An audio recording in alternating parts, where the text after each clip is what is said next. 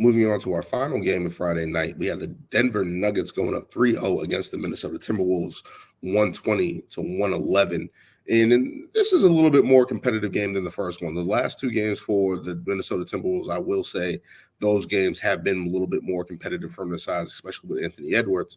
But Michael Porter Jr. getting 25 points and 9 rebounds. Joker with 20 points, 12 assists, and 11 rebounds, another playoff triple-double for him, and as well as Jamal Murray adding 18 points and 9 assists.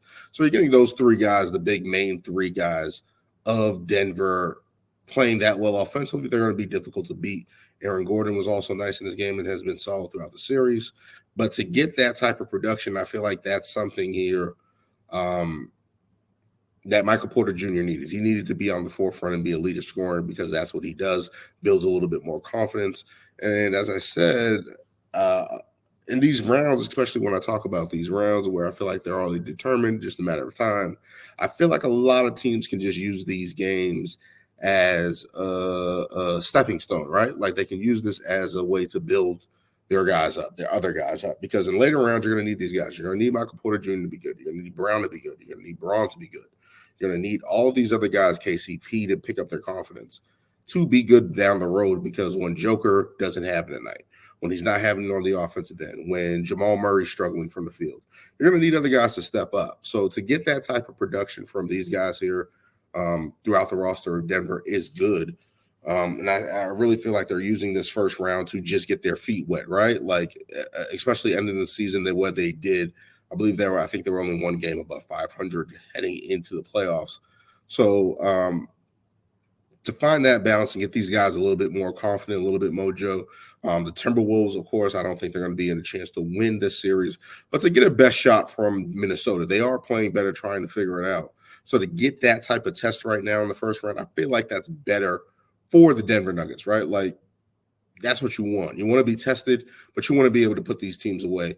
And that's what they've been able to do so far, going up 3-0 in this series. And I just don't see an answer for Minnesota. Maybe they can steal a game here, but it's going to be difficult to win in Denver anyway, right? Like, I mean, in Minnesota anyway, right? Sorry. But in general, I don't know. Let's get to the Minnesota side of things, right? Like Anthony Edwards having another big night. I believe he had 41 in game 2, 36, 5, and 7 here in this game. Karl Anthony Towns chipped in with 27 and 7, and Rudy Gobert had 18 points, 10 rebounds, and 0 blocks. And the reason why I specify point out the 0 blocks from Rudy Gobert, it just speaks to the dynamic of the team when this team is getting spread out, when this team is getting pulled, when Rudy Gobert and Karl Anthony Towns have to chase all these pick and rolls, switch out, try to guard it. It's going to be difficult to do so. And I just feel like the fit of this team right here, right now, is just not working, right? Like, we all thought this trade, when the trade happened, I did say, hey, I understand why they did it. Improve their defensive rebound, improve their block shots, rim protection. You have an anchor down there. You have a 3-time defensive player of the year, Rudy Gobert. But we've seen it not work in this type of situation, right? We've seen it not work. We've seen it not work because of just Rudy's capacity to score on the offensive end. He's not a high skilled big there. And you think the fit next to Towns, they'd be able to play a little bit more inside out, do a little bit more pick and rolls, pick and pops, sort of things like that. But ultimately, their best player, Anthony Edwards, needs spacing. That's kind of hard to do when Rudy Gobert can't create space. Teams can play zone. They can basically leave him uncovered if he tries to spread the floor or just staying out on the perimeter. But when he's inside, he's clogging the lane, and that's going to be difficult to try to maneuver that and try to navigate that night in, night out, especially in this guard league, especially in this wing league where guys are crafty with the ball, can switch out, score over you, take it to the basket, certain things like that. To continuously put Rudy Gobert and Karl Anthony Towns in those situations and not getting that defensive effort from Karl Anthony Towns on that end to do that and switch and hold up, they can put as many philosophies as they want in there. It's just not going to work, and I feel like that's the thing that's really